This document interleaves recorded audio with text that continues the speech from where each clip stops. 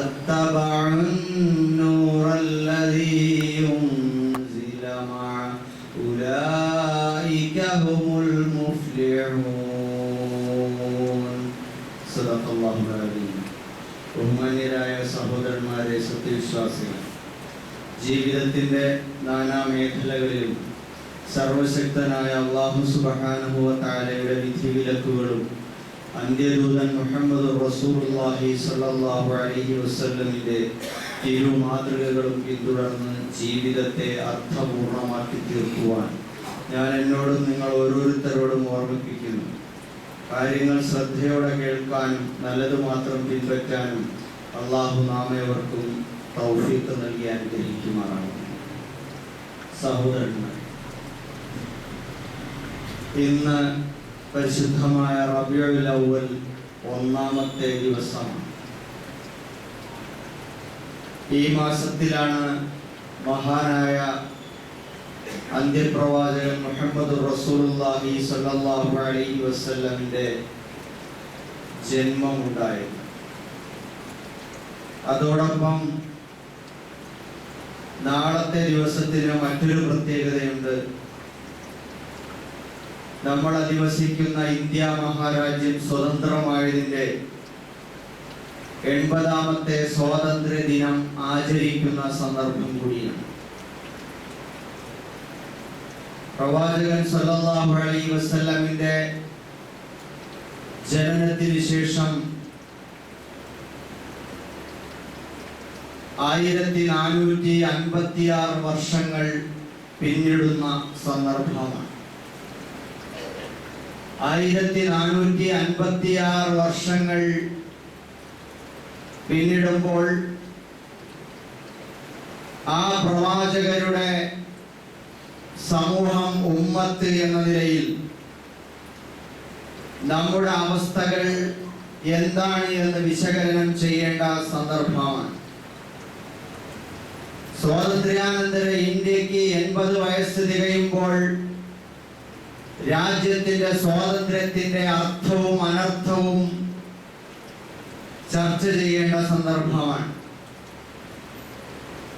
മുഹമ്മദ് നബി സല്ലല്ലാഹു അലൈഹി വസല്ലമയെ സംബന്ധിച്ചിടത്തോളം അവിടുന്ന് നമ്മുടെ നേതാവാണ്, നമ്മുടെ നായകനാണ്, നമ്മുടെ വഴികാട്ടിയാണ്, നമ്മുടെ ജീവന്റെ തുടിപ്പാണ്, നമ്മുടെ കരളിന്റെ കാതലാണ്, നമ്മുടെ എല്ലാമാണ്.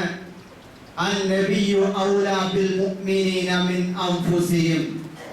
പ്രവാചകൻ, അല്ലാഹുവിന്റെ ദൂതൻ, അവരുടെ സ്വന്തം ആത്മാക്കളെക്കാൾ, അവരുടെ ശരീരത്തെക്കാൾ, ജീവനേക്കാൾ അവരോട് അടുത്ത് നിൽക്കുന്ന അവരുടെ രക്ഷാധികാരിയാണ്, രക്ഷാകർത്താവാണ് എന്ന് പരിശുദ്ധ ഖുർആൻ ഓർമ്മിപ്പിക്കുകയാണ്.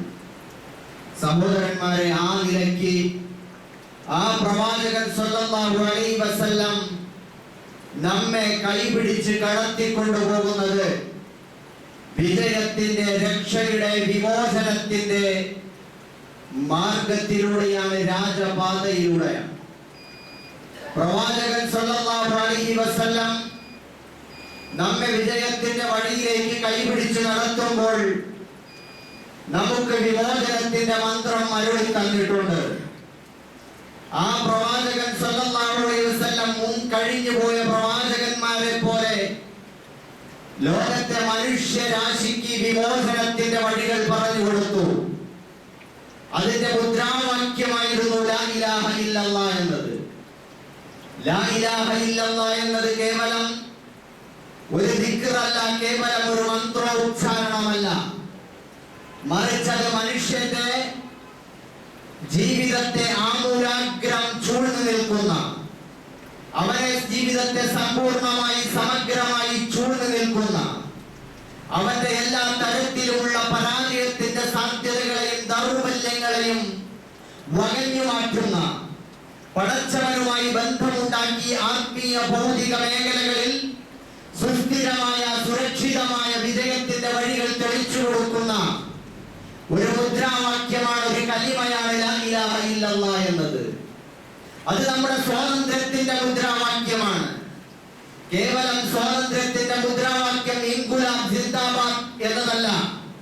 അതിലപ്പുറം ലാ ഇലാഹ ഇല്ലല്ലാഹ് എന്നത് മുസ്ലിങ്ങൾക്ക്, സത്യവിശ്വാസികൾക്ക് അവരുടെ സ്വാതന്ത്ര്യത്തിന്റെ, മോചനത്തിന്റെ മുദ്രാവാക്യമാണ്.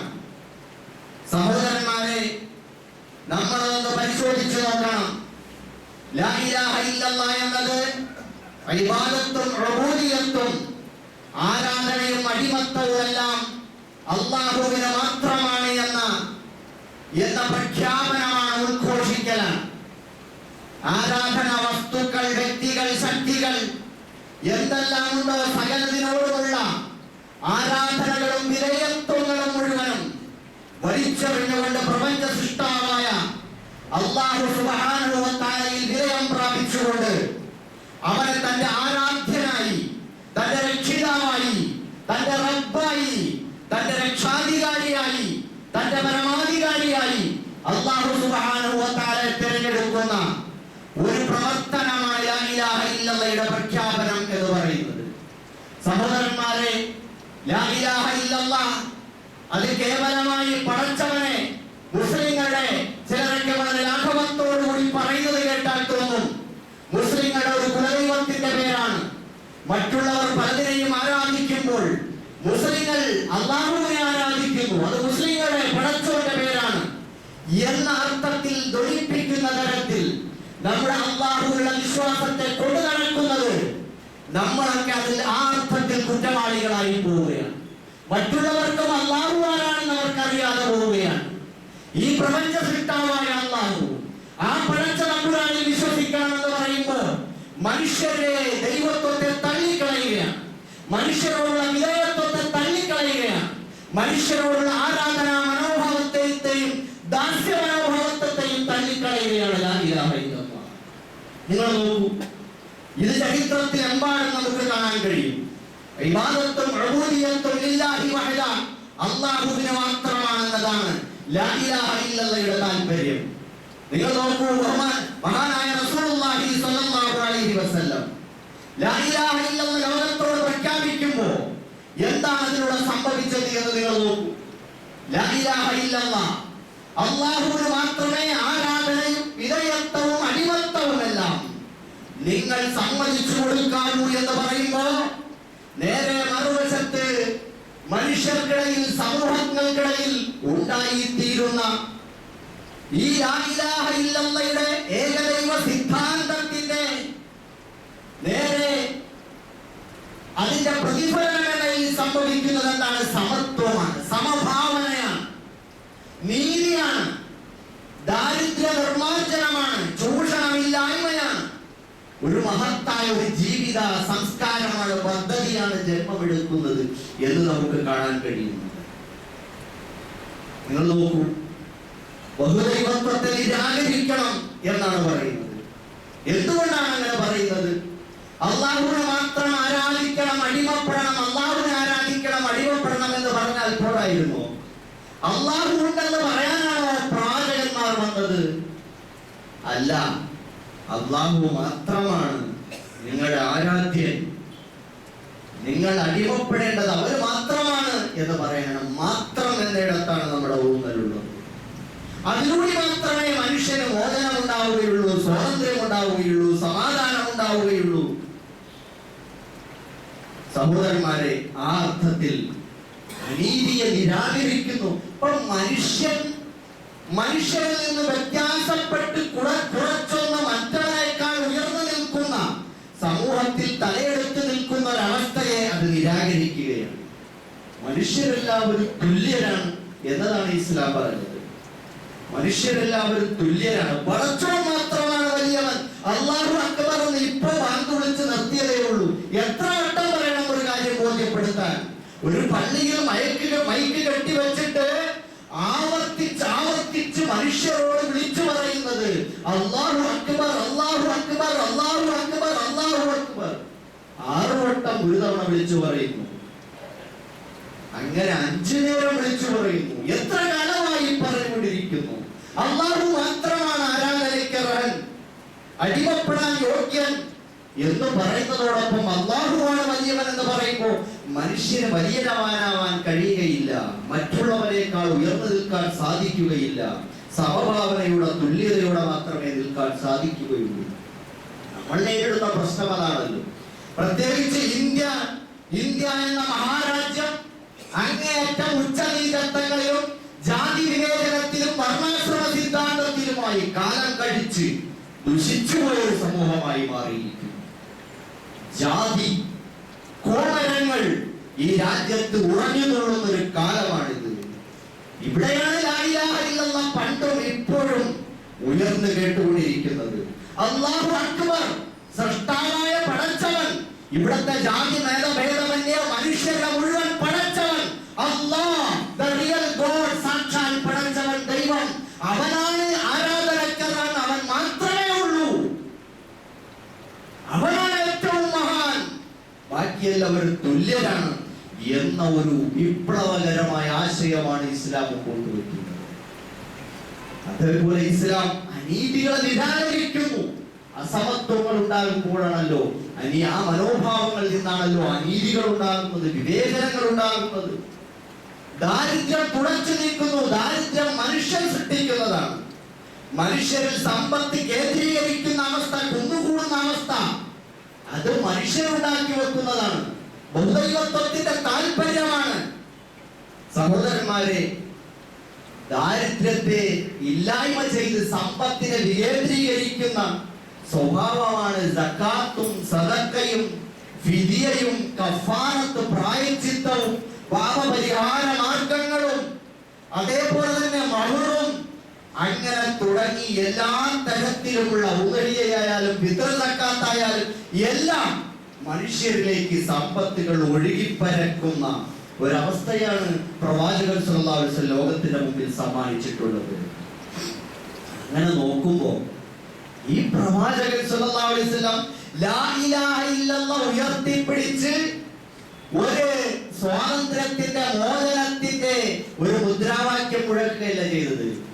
മനുഷ്യരുടെ അടിമത്തത്തിൽ മഹാനായ റുബഈ ഇബ്നു ആമിർ റളിയല്ലാഹു തആല റുസ്തമിനോട് പറഞ്ഞ വാക്യം നമുക്ക് ഓർമ്മയുണ്ടാകും. ഇബ്തഅസനല്ലാഹു ലിനുഖ്രിജ മൻ ശാഅ മിൻ ഇബാദത്തിൽ ഇബാദി ഇലാ ഇബാദത്തില്ലാഹി വഹദ. റുസ്തം ചോദിച്ചു, നിങ്ങളുടെ പുറപ്പാട് എന്തിനുള്ളതാണ്? അദ്ദേഹം പറഞ്ഞ മറുപടി അർത്ഥശങ്കയ്ക്കിടയില്ലാത്ത വിധത്തിൽ വ്യക്തമായി. ആ സഹാബി അദ്ദേഹത്തോട് പറഞ്ഞു, അല്ലാഹു ഞങ്ങളെ നിയോഗിച്ചത് എന്തിനു വേണ്ടിയാണ്? മിൻ ഇബാദത്തിൽ ഇബാദ്, അടിമകളായ പടച്ച തമ്പുരാന്റെ ദാസന്മാരായ മനുഷ്യരായ ആളുകളെ വിധേയപ്പെടുന്ന അടിമപ്പെടുന്ന അവസ്ഥയിൽ നിന്നും സൃഷ്ടാവായ പടച്ചവനെ മാത്രം ആരാധിക്കണം, അടിമപ്പെടണം എന്നതിലേക്ക് വിമോചിപ്പിക്കാനാണ്, ജനങ്ങളെ മോചിപ്പിക്കാനാണ് ഞങ്ങൾ. ഇസ്ലാം മതങ്ങളുടെ ദർശനങ്ങളുടെ പ്രത്യയശാസ്ത്രങ്ങളുടെ അക്രമത്തിൽ നിന്ന്, അന്യായങ്ങളിൽ നിന്ന് ജനങ്ങളെ മോചിപ്പിച്ച് ഇസ്ലാമിന്റെ സാമൂഹ്യ രീതിയിലേക്ക് കൂട്ടിക്കൊണ്ടുപോകാനാണ് ഞങ്ങൾ വന്നത്.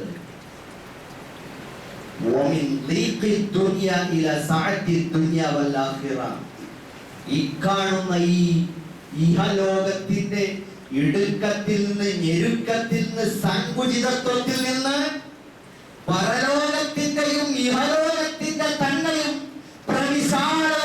വിശാലതയിലേക്ക് നിങ്ങളെ മോചിപ്പിക്കാനാണ് ഞങ്ങൾ വന്നത്. എത്ര മനോഹരമായ ഒരു ആശയ പ്രകാശനമാണ് മഹാനായ സഹാബി ഇബ്നു ആമിർ റളിയല്ലാഹു തആല കൊണ്ടുവച്ചത്. ലാ ഇലാഹ ഇല്ലല്ലാഹയുടെ താല്പര്യം അതാണ് ലോകത്ത് സംഭവിക്കേണ്ടത്. ലാ ഇലാഹ ഇല്ലല്ലാഹ് മന്ത്രോച്ചാരണം നടത്തിക്കൊണ്ടിരിക്കുന്ന അടിമക്കൂട്ടങ്ങളല്ല ഇസ്ലാം കൊണ്ടുവെക്കുന്നത്. ഇസ്ലാം ലാ ഇലാഹ ഇല്ലല്ലാഹയുടെ മനുഷ്യരെ മോചിപ്പിക്കുകയാണ്. പടച്ചവനിലേക്ക്, ബഹുദൈവത്വത്തിൽ നിന്നും പടച്ചവന്റെ ഏകത്വത്തിലേക്ക്, അനീതിയിൽ നിന്ന്, അസമത്വങ്ങളിൽ നിന്ന് ഇസ്ലാമിന്റെ നീതിയിലേക്ക്, സമഭാവനയിലേക്ക്, മനുഷ്യത്വത്തിലേക്ക്, മാനവികതയിലേക്ക്, ദാരിദ്ര്യത്തിൽ നിന്ന് സുഭിക്ഷതയിലേക്ക്, ക്ഷേമത്തിലേക്ക് ജനങ്ങളെ കൂട്ടിക്കൊണ്ടുവരുന്നു. ഇഹലോകത്തിന്റെ ഞെരുക്കത്തിൽ നിന്ന്, സങ്കുചിതത്വത്തിൽ നിന്ന് പരലോകത്തിന്റെ പ്രതിശാലതയിലേക്ക്, അനശ്വരതയിലേക്ക്, സാക്ഷാൽ സുഖലോകത്തേക്ക് മനുഷ്യനെ കൂട്ടിക്കൊണ്ടുപോകുന്ന ഒരു ദർശനം. അതാണ് സാധ്യമാക്കിയത്. ഇത് പ്രവാചകന്മാർക്ക് ഈ ലോകത്ത് ജീവിച്ചിരിക്കാൻ തന്നെ അവർ പരലോകത്തെ കൺമുന്നിൽ കണ്ടവരാണ്.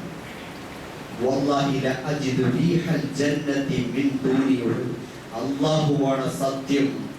ഈ ഉഹദിന്റെ താഴ്വരയിൽ നിന്ന് സ്വർഗത്തിന്റെ പരിമളം എന്റെ മൂക്കിലേക്ക് അടിച്ചു കയറുന്നു, തുളച്ചു കയറുന്നു എന്ന് പറഞ്ഞ സഹാബിമാരുണ്ട്. ഞാൻ നാളെ പരലോകത്തെത്തുമ്പോ അള്ളാഹുവിന്റെ റസൂലിനെ കാണുമ്പോ വല്ലതും പറയാനുണ്ടോ എന്ന് ചോദിച്ചവരുണ്ട്. പരലോകം എന്നത് ഒരു ഡോറ് തുറന്ന് അപ്പുറത്തേക്ക് പോയിട്ടുള്ള ഒരു സംവദിക്കലായി, ഒരു ലോകത്തെ ആസ്വദിക്കലായി കണ്ടവരാണ്. ഇങ്ങനെയുള്ള ഒരു സമൂഹത്തിന്റെ മുമ്പിൽ ഇതാണ് മോചനം, അതാണ് സ്വാതന്ത്ര്യം. സഹോദരന്മാരെ, ഇങ്ങനെ നമ്മൾ ചരിത്രത്തിൽ ധാരാളം ഉദാഹരണങ്ങൾ കാണാൻ കഴിയും. റസൂലുള്ളാഹി സ്വല്ലല്ലാഹു അലൈഹി വസല്ലമിന്റെ ജന്മമാസത്തിലേക്ക് കടക്കുമ്പോൾ ആ നബിയെ പറ്റി ഖുർആൻ പറഞ്ഞു വെച്ച ഒരു പുകഴ്ചയേക്കാൾ വലുത് ആരും പറഞ്ഞിട്ടില്ല. അതിനേക്കാൾ വലിയൊരു മൗലിദ് പരിശുദ്ധ ഖുർആനിൽ തന്നെ അതിനോട് കിടപിടിക്കുന്ന മറ്റൊരായത്തുള്ളതായിട്ടും തോന്നുന്നില്ല. ഒരുപാട് ആയത്തുകൾ നബിയെ കുറിച്ച് വർണ്ണിച്ചിട്ടുണ്ട്. നബിയുടെ ജീവിതത്തെ പ്രകാശിപ്പിക്കുന്ന, വരച്ചിടുന്ന ഒരുപാട് വചനങ്ങളുണ്ട്. പക്ഷേ സൂറത്തുൽ അറാഫിലെ 157-ാമത്തെ ആയത്തിനോളം ആശയവ്യാപ്തിയുള്ള നബിയുടെ ജീവിത ചരിത്രത്തെ പൂർണ്ണമായി ആവാഹിച്ചിട്ടുള്ള ഒരു വചനം അത് മറ്റൊന്നില്ല എന്ന് നമുക്ക് കാണാം. ഇവിടെ പരിശുദ്ധ ഖുർആൻ പറയുന്നുണ്ട്, അല്ലദീന യത്തബിഊന റസൂലൻ നബിയ്യൽ ഉമ്മിയല്ലദീ യജിദൂനഹു മക്തൂബൻ ഇൻദഹും ഫിത്തൗറാത്തി വൽ ഇൻജീൽ. അവർ പിന്തുടരുന്ന പ്രവാചകൻ ആരാണ്? നിരക്ഷരനായ പ്രവാചകൻ എന്ന് പറഞ്ഞു വെക്കുന്നത്. സാക്ഷരതയില്ലാത്ത ഒരു പ്രവാചകൻ എന്ന് പറയുന്നത് പ്രവാചകൻ അപരിഷ്കൃതനാണെന്ന് പറയാനല്ല, പ്രവാചകന് അക്ഷരാഭ്യാസമില്ലാത്ത, പ്രവാചകന് വിദ്യാഭ്യാസമില്ലാത്ത ആളാണെന്ന് പറയാനല്ല, മറിച്ച് ദൈവികമായ വെളിപാടിന്റെ മുമ്പിൽ പ്രവാചകന് തത്തുല്യമായതൊന്നും അതല്ലെങ്കിൽ അതുപോലെ മറ്റൊന്ന് കൊണ്ടുവരാനോ എഴുതാനോ ശേഷിയില്ലാത്ത ഒരു മനുഷ്യനായിരുന്നു എന്ന് പറയാം. അങ്ങനെയുള്ള പ്രവാചകനെ പിന്തുടർന്നവർ, ആ പ്രവാചകന്റെ നാമം മുമ്പ് കഴിഞ്ഞുപോയ വേദങ്ങളിൽ തൗറാത്തിലും ഇൻജീലിലുമെല്ലാം രേഖപ്പെടുത്തപ്പെട്ടിട്ടുണ്ടായിരുന്നു. ആ പ്രവാചകനോ യഅ്മുറുഹും ബിൽ മഅറൂഫി വയൻഹാഹും അനിൽ മുൻകർ. അവർ അവരോട് നന്മ കൽപ്പിക്കുകയും തിന്മയെ വിലക്കുകയും ചെയ്തു. എത്ര വിശാലമായ ഒരു ആശയമാണ്. നന്മ കൽപ്പിക്കുക, തിന്മയെ വിലക്കുക.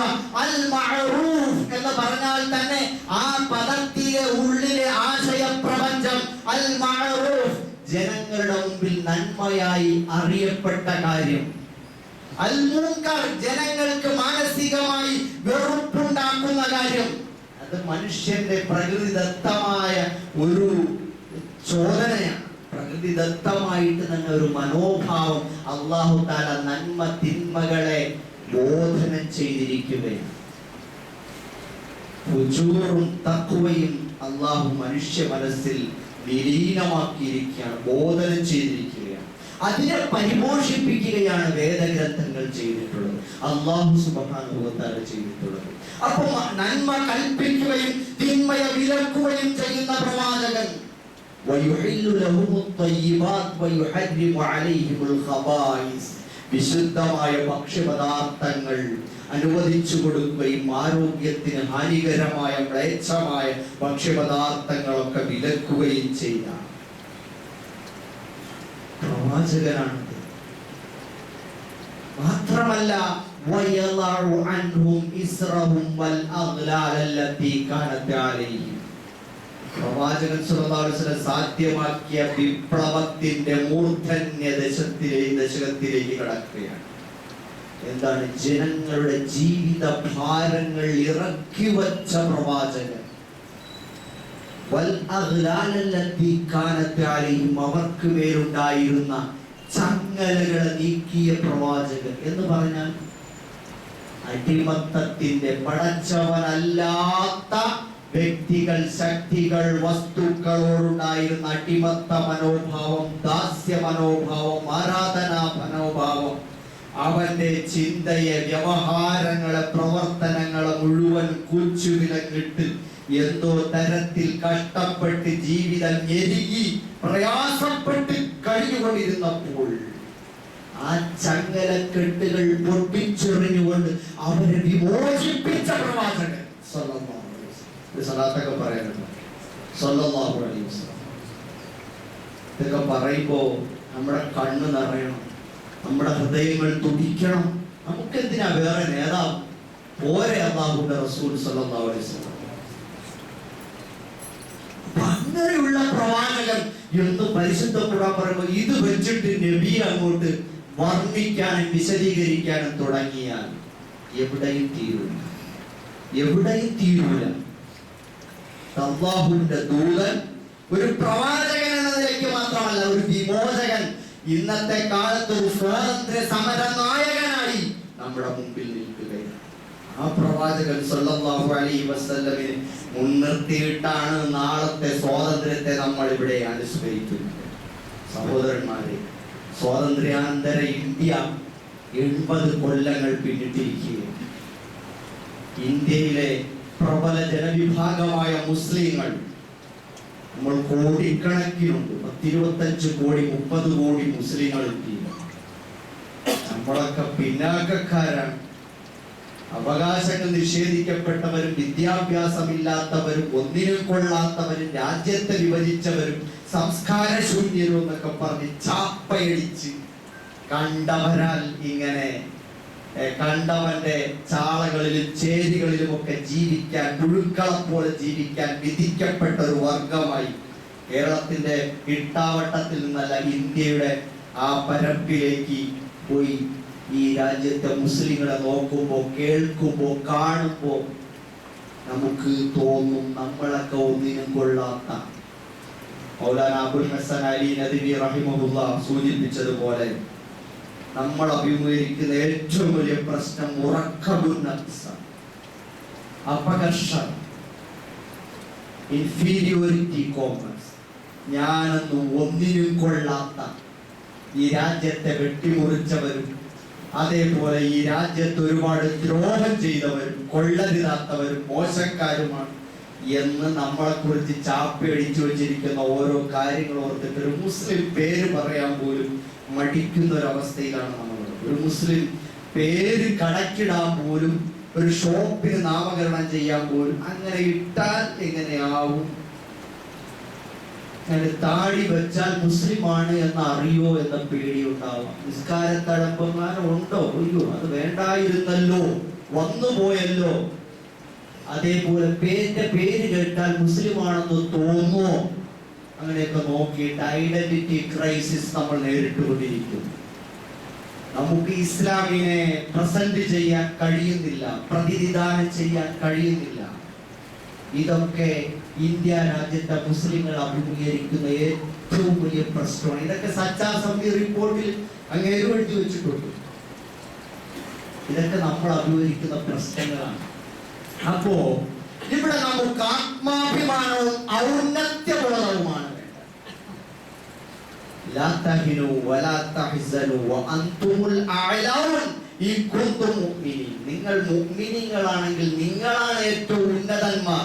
നിങ്ങൾ മനസ്സ് തകർന്നു പോകണ്ട, ദുഃഖിക്കേണ്ട, വ്യസനിക്കേണ്ട. നിങ്ങൾ ഒരുപാട് ദുഃഖഭാരങ്ങൾ പേറി തളർന്നിരിക്കേണ്ട. നിങ്ങളാണ് ഉന്നതന്മാർ. ഔന്നത്യത്തിന്റെ ആദർശപരമായ ഔന്നത്യം നമ്മുടെ മുമ്പിലുണ്ട്. സാംസ്കാരികമായ മുസ്ലിങ്ങളുടെ ഔന്നത്യം നമ്മുടെ മുമ്പിലുണ്ട്. ഈ രാജ്യം ഭരിച്ചവർ എന്ന നിലയിൽ രാജ്യത്തിന് അർപ്പിച്ച സംഭാവനകൾ നമ്മുടെ മുമ്പിലുണ്ട്. തല ഉയർത്തി നിൽക്കുന്ന ഒരുപാട് സ്തംഭങ്ങളുണ്ട്. ഈ രാജ്യത്തെ മുസ്ലിങ്ങൾ മറ്റുള്ളവർക്ക് നൽകിയിട്ടുള്ള എല്ലാ തരത്തിലുള്ള സേവനപരമായ സംഭാവനകളുണ്ട്, വിദ്യാഭ്യാസപരമായ സംഭാവനകളുണ്ട്, ശാസ്ത്ര സാങ്കേതിക രംഗത്ത് നമ്മൾ നൽകിയിട്ടുള്ള സംഭാവനകളുണ്ട്, കലാരംഗത്ത് നമ്മൾ ചെയ്തിട്ടുള്ള സംഭാവനകളുണ്ട്.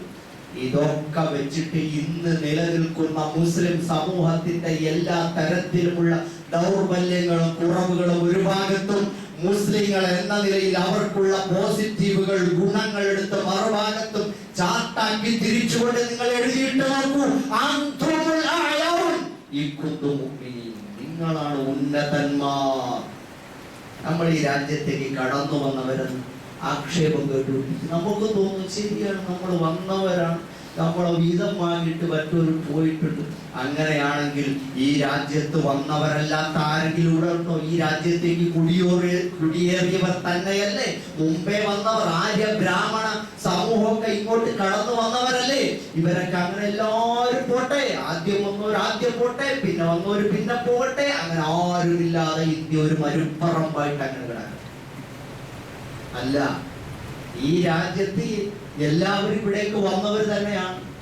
അങ്ങനെ ആ അർത്ഥത്തിൽ എല്ലാവരും പരസ്പരം സ്നേഹിച്ചും സഹകരിച്ചും അവകാശങ്ങൾ തുല്യമായി പങ്കിട്ടെടുത്തും ഈ രാജ്യത്ത് ഒരു ഭരണഘടനയ്ക്ക് കീഴിൽ ഇന്ത്യ എന്ന മഹാരാജ്യത്തെ മഹാരാജ്യമാക്കി മാറ്റുന്നത് ഏറ്റവും വലിയ ജനാധിപത്യ സങ്കല്പം മുമ്പോട്ട് വെക്കുന്ന നമ്മുടെ മഹാത്മഹത്തായ ഭരണഘടന. ആ ഭരണഘടന അതിനെ അഭിമാനത്തോടെ നെഞ്ചോട് ചേർത്ത് പിടിച്ചുകൊണ്ട് തുല്യാവകാശമുള്ള, തുല്യ പൗരത്വമുള്ള ജനവിഭാഗങ്ങളായി സൗഹാർദ്ദത്തോടെ സഹിഷ്ണുതയോടെ ഹിന്ദുസ്ഥാൻ കിസിക്ക ബാപ് കാ നഹീ, ഒരു തന്നെ തന്തയുടെ വകയല്ല ഇന്ത്യ എന്ന് പറഞ്ഞുകൊണ്ട് മുമ്പോട്ട് പോകാൻ കഴിയുകയാണെങ്കിൽ നമുക്കിവിടെ സൗഹാർദ്ദത്തോടെ ജീവിക്കാം. ഇനി വല്ലവന്റെ തന്തയുടെ വകയാണെന്ന് പറഞ്ഞ് തീരൂ എന്നുണ്ടെങ്കിൽ നമുക്ക് പറയാനുള്ളത് നമ്മുടെ തന്തയുടെ വകയാണ്. ഇന്ത്യ ആദം നബി അലൈഹിസ്സലാത്തു വസ്സലാം ഇന്ത്യയിലേക്ക് ഇവിടെ ആദ്യമായി സ്വർഗത്തിൽ നിന്ന് ഇറക്കപ്പെട്ടു എന്ന് മഹാനായ അബ്ദുല്ലാഹ് ഇബ്നു ഉമർ റളിയല്ലാഹു തആല അൻഹു, അബ്ദുല്ലാഹ് ഇബ്നു അബ്ബാസ് റളിയല്ലാഹു തആല അൻഹുവിന്റെയൊക്കെ റിപ്പോർട്ടുകൾ വെച്ചിട്ട് ഇമാം ത്വബരിയും ഇമാം ബഗവിയും ഒക്കെ പറയുന്നത് നമുക്ക് കാണാൻ കഴിയും. അന്ന ആദമ നസല ബിൽ ഹിന്ദി വലഖദ് ഹജ്ജ മിൻഹാ 40 ഹജ്ജത്തൻ അലാ റിജ്ലൈഹി. ആദം നബി അലൈഹിസ്സലാം ഇന്ത്യയിലേക്കാണ് ഇറക്കപ്പെട്ടത്. അദ്ദേഹം ഇന്ത്യയിൽ നിന്നും 40 ഹജ്ജുകൾ കാൽനടയായി പോയി ചെയ്തിട്ടുണ്ട്. അങ്ങനെ ഇന്ത്യയിലേക്ക് വന്നു. ഇബ്നു ഉമർ റളിയല്ലാഹു തആല ഇന്നല്ലാഹ തആല ഔഹാ ഇലാ ആദം അലൈഹിസ്സലാം, അല്ലാഹു തആല ആദം നബിക്ക് വഹി കൊടുത്തു. വഹുവ ബി ബിലാദിൽ ഹിന്ദി, അദ്ദേഹം ഇന്ത്യയിലായിരുന്നു. അൻ ഹജ്ജ ഹാദൽ ബൈത്ത്, ഈ ബൈത്തിനെ, ഈ കഅബയെ ഹജ്ജ് ചെയ്യാൻ വേണ്ടി അല്ലാഹു തആല ആദം നബി അലൈഹിസ്സലാമിന് വഹി കൊടുത്തു. ഫഹജ്ജ ആദം മിൻ ബിലാദിൽ ഹിന്ദ്, അങ്ങനെ ആദം നബി അലൈഹിസ്സലാം ഇന്ത്യയിൽ നിന്ന് വന്നിട്ട് ഹജ്ജ് ചെയ്തു. അപ്പൊ മലക്കുകൾ പറഞ്ഞു ഇതെല്ലാം കഴിഞ്ഞപ്പോ, യാ ആദം ഇന്നാ ഖദ് ഹജ്ജനാ ഹാദൽ ബൈത ഖബ്ല അൻ തഖ്ലുക ബി അൽഫൈ സന, താങ്കൾ സൃഷ്ടിക്കപ്പെടുന്ന 2000 കൊല്ലം മുമ്പ് ഞങ്ങൾ ഈ കഅബയെ തവാഫ് ചെയ്തിട്ടുണ്ട്, ഹജ്ജ് ചെയ്തിട്ടുണ്ട് ആദമേ എന്നൊക്കെയുള്ള ഒരു സംവാദം അവിടെ നടക്കുന്നതായി നമുക്ക് കാണാൻ കഴിയും.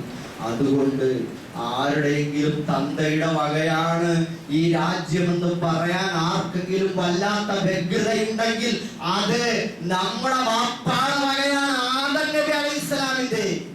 അത് കേട്ടിട്ട് നിങ്ങൾ ആരും പേടിച്ചും പോകണ്ട എന്നാണ് നമുക്ക് അവരോട് പറയാനുള്ളത്. കാരണം ആദം അലൈഹിസ്സലാം ആരാ? കുല്ലുകും മിൻ ആദം വ ആദമു മിൻ തുറാബ്, എല്ലാവരെയും ആദമിൽ നിന്നാണ് സൃഷ്ടിക്കപ്പെട്ടിട്ടുള്ളത്. ആദം മണ്ണിൽ നിന്നാണ് സൃഷ്ടിക്കപ്പെട്ടിട്ടുള്ളത്. അതുകൊണ്ട് ഞങ്ങൾക്ക് ഇന്ത്യ രാജ്യത്തെ മുസ്ലിങ്ങൾക്ക് ആദം അലൈഹിസ്സലാമിന്റെ കാൽപ്പാദങ്ങൾ പതിഞ്ഞ ഈ മണ്ണിൽ നിന്നിട്ട് പറയാൻ കഴിയും, ഞങ്ങൾക്ക് വിവേചനമില്ല. ആദം അലൈഹിസ്സലാമിന്റെ പുത്രന്മാർ എന്ന നിലയിൽ ഇവിടുത്തെ ജാതിയുടെ, വർഗത്തിന്റെ, വർണ്ണത്തിന്റെ, വംശയുടെ, ഭാഷയുടെ, വേഷത്തിന്റെ പേരിൽ, ദേശത്തിന്റെ പേരിൽ ആരും ആരെക്കാളും വലിയവരല്ല. ഞങ്ങളുടെ പ്രവാചകൻ ലോകത്തോട് ഹജ്ജത്തുൽ വദാഇന്റെ വേളയിൽ 23 വർഷക്കാലത്തെ പ്രവാചകത്വ ദൗത്യം പൂർത്തീകരിച്ച് ലോകത്തോട് വിട പറയാൻ പോകുമ്പോൾ മനുഷ്യാവകാശ വിളംബരം നടത്തുമ്പോൾ പറഞ്ഞ വാക്കിതാണ്, ലാ ഫദ്ല ലി അറബിയ്യിൻ അലാ അജമിയ്യിൻ വലാ ലി അജമിയ്യിൻ അലാ അറബിയ്യിൻ ഇല്ലാ ബിത്തഖ്വ. ഒരു അറബിക്ക് അനറബിയെക്കാളോ അനറബിക്ക് അറബിയെക്കാളോ ആർക്കും യാതൊരു ശ്രേഷ്ഠതയുമില്ല, ഒരു മഹത്വവുമില്ല. കുല്ലുകും മിൻ ആദം വ ആദമു മിൻ തുറാബ്, നിങ്ങളെല്ലാം ആദമിൽ നിന്നാണ്, ആദമാകട്ടെ മണ്ണിൽ നിന്നുമാണ്. നിങ്ങൾക്കാർക്കെങ്കിലും വ്യത്യാസമുണ്ടെങ്കിൽ അത് പ്രപഞ്ചനാഥനായ സട്ടാവായ പടച്ച തമ്പുരാനുമായുള്ള ബന്ധത്തിന്റെയും അവനുള്ള സമർപ്പണത്തിന്റെയും അടിസ്ഥാനത്തിൽ നന്മയുടെ, ധർമ്മത്തിന്റെ, ഭക്തിയുടെ പേരിലുള്ള വ്യത്യാസമല്ലാത്ത ഒരു തരത്തിലുമുള്ള ജന്മപരമായ, ജന്മസിദ്ധമായ, ഒരു തരത്തിലുമുള്ള അധികാരസിദ്ധമായ, സാമ്പത്തിക സിദ്ധമായ ഒരു തരത്തിലുള്ള വിവേചനങ്ങളുമില്ല എന്നാണ് നമ്മുടെ പ്രവാചകൻ പഠിപ്പിച്ചിട്ടുള്ളത്. അതുകൊണ്ട് സഹോദരന്മാരെ, ഞാൻ അവസാനിപ്പിക്കുന്നു. നമ്മുടെ രാജ്യം നേരിടുന്ന മറ്റൊരു ഏറ്റവും വലിയ പ്രതിസന്ധി ഈ സ്വാതന്ത്ര്യ ദിനത്തിൽ നമ്മൾ തിരഞ്ഞെടുത്ത ഏറ്റവും വലിയ ഇന്ത്യയിലെ ആര്യ ബ്രാഹ്മണിക്കൽ ഫാഷിസ്റ്റ് വിദ്വേഷ രാഷ്ട്രീയത്തിനെതിരെ നിലയുറപ്പിക്കുമെന്ന് വിശ്വസിച്ചിട്ട് നമ്മൾ വോട്ട് ചെയ്ത് അധികാരത്തിലെത്തിയ ഗവൺമെന്റ് തന്നെ നമുക്കിട്ട് പണി തരുന്നു എന്നുള്ളതാണ് നമ്മൾ നേരിടുന്ന ഏറ്റവും വലിയ പ്രതിസന്ധി. ഇപ്പോ വന്ദേ മാതരം പൂർണ്ണമായിട്ട് പാടിക്കൊണ്ട് അധികാരത്തിൽ കയറി. എന്തോ സ്പെല്ലിംഗ് മിസ്റ്റേക്ക് ആണെന്ന് തോന്നിയൊക്കെ പറഞ്ഞു, ശരി, നമ്മൾ കേട്ടു. അത് കഴിഞ്ഞു വീണ്ടും സ്വാതന്ത്ര്യ ദിനം ആഘോഷിക്കണമെങ്കിൽ ഇന്ത്യ രാജ്യത്തെ ഏകദൈവ വിശ്വാസികളായ, ഭരണഘടനാപരമായ വിശ്വാസ സ്വാതന്ത്ര്യം അനുശാസിക്കുന്ന മുസ്ലിം ജനവിഭാഗം ഉൾപ്പെടെ വന്ദേ മാതരം പാടിയേ പറ്റൂ എന്ന് പറയുന്ന, അത് പാടണം, ഔദ്യോഗികമായി അത് പാടാൻ വേണ്ടി നിർദ്ദേശിക്കുകയാണ് നമ്മുടെ ഭരണകൂടം. അപ്പോ അതിലെ 1-2 വരികളൊക്കെ അങ്ങോട്ട് വിട്ടു. ഇന്ത്യയെ ഭാരതാംബയായി, മാതാവായി കണ്ടിട്ട് പുകഴ്ത്തി അങ്ങനെ പോയി പിന്നെ അതിൽ കോടി കണ്ടങ്ങളിൽ നിന്ന് ഇങ്ങനെ മന്ത്രോച്ചാരണങ്ങൾ ഉരുവിട്ട് ഒരുപാട് കൈകളും ഒരുപാട് ആയുധങ്ങളും ഒക്കെയുള്ള ഒരു ദുർഗാദേവിയായി, ലക്ഷ്മി ദേവിയായി, സരസ്വതി ദേവിയായി, പിന്നെ അതിനെ ക്ഷേത്രങ്ങളിൽ പ്രതിഷ്ഠിക്കപ്പെടുന്ന പ്രതിഷ്ഠയാക്കി അതിന്റെ മുമ്പിൽ നമിക്കുന്നു. വന്ദേ മാതരം എന്ന് പറയുന്ന, ഞാൻ നമിക്കുന്നു എന്ന് പറയുന്ന പക്ക ഷിർക്ക്, കുഫർ. എവിടെ പോയി നമ്മുടെയൊക്കെ ഷിർക്കും കുഫറും പറഞ്ഞ് കാലം ഇത്രയായി തമ്മിലടിച്ചു കൊണ്ടിരുന്ന നമ്മുടെ സഹോദരന്മാർ എവിടെ പോയി? മൗലൂദിന്റെ വല്ല വരിയിലും വല്ലതും കണ്ടുപോയാൽ, കാണാനൊന്നുമില്ല, തോന്നിപ്പോയാൽ ഉടനെ അതിന് ചണ്ട കൂടി തെരുവിൽ നിന്ന് പിഴുപ്പലക്കി തമ്മിലടിച്ച് പള്ളികളും മദ്രസകളും പിടിച്ചെടുത്ത് പൂട്ടിച്ചവരുടെയൊക്കെ ആർജവം എവിടെ പോയി സഹോദരന്മാര്? രാജ്യത്തെ ഒറ്റ ദിവസം കൊണ്ട് ഇതിന്റെയൊക്കെ മുമ്പിൽ എഴുന്നേറ്റിരുന്ന് ബഹുമാനാദരവോടുകൂടി ഔദ്യോഗിക പരിപാടികളിൽ എഴുന്നേറ്റിരുന്ന് അതിനെ അങ്ങാനം ആദരിച്ചാൽ അല്ലാഹുവാണ് സത്യം, അവൻ മുർത്തദ്ദാണ്, ഇസ്ലാമിൽ നിന്ന് പുറത്തു പോകും. കലിമ ചൊല്ലിയ മുസ്ലിം ആവാൻ പറ്റുമോ? ഇതാണോ സ്വാതന്ത്ര്യം? ഇതാണോ സ്വാതന്ത്ര്യം? ഏതെങ്കിലും കക്ഷി രാഷ്ട്രീയം പറയാമെന്ന് തോന്നുന്നത്. ഞാനിവിടെ കക്ഷി രാഷ്ട്രീയം പറയാറില്ല. പറയും ഇസ്ലാമിന്റെ രാഷ്ട്രീയം, നീതി, സമത്വം, ന്യായം, സത്യം, അത് ഖുർആൻ പറഞ്ഞതാണ്. കക്ഷി പറയണമെങ്കിൽ വിരൽ ചൂണ്ടണം എന്റെ നേരെ. ഇങ്ങനെ ഇയാൾ എന്താണോ പറഞ്ഞത് ഞാൻ തിരുത്തും, ഞാൻ പറയാറില്ല, പറഞ്ഞിട്ടില്ല. പക്ഷെ ഇസ്ലാമിന്റെ രാഷ്ട്രീയം, ഇസ്ലാം രാഷ്ട്രീയം ഉള്ളതാണ്. അതുകൊണ്ട് ആര് തെറ്റ് ചെയ്താലും തിരുത്തണം. അതിനെയൊന്നും നമ്മൾ അംഗീകരിക്കുന്നത്. ഇസ്ലാമിൽ നിന്ന് പുറത്തു പോകുന്ന കാര്യങ്ങൾക്ക് നമുക്ക് ഒരിക്കലും സന്ധിയാവാൻ പറ്റില്ല. അവിടെ ശക്തമായി നിലകൊള്ളണം. നമുക്ക് സമുദായ പാർട്ടിയൊക്കെ ഉണ്ടല്ലോ, എന്താ അവരെ കൊണ്ട് വീര്യത്തോടു കൂടിയും കൊണ്ട് എഴുന്നേറ്റിട്ട് പറയണം, നിർത്തണോ തന്റെ അധിക പ്രസംഗം എന്ന് പറയാൻ കഴിയണം. എന്താ നമുക്ക് വോട്ട് ബാങ്കില്ലേ, നമുക്ക് അതിനുള്ള ഇച്ഛാശക്തിയില്ലേ, നമുക്ക് രാഷ്ട്രീയ പിന്തുണയില്ലേ?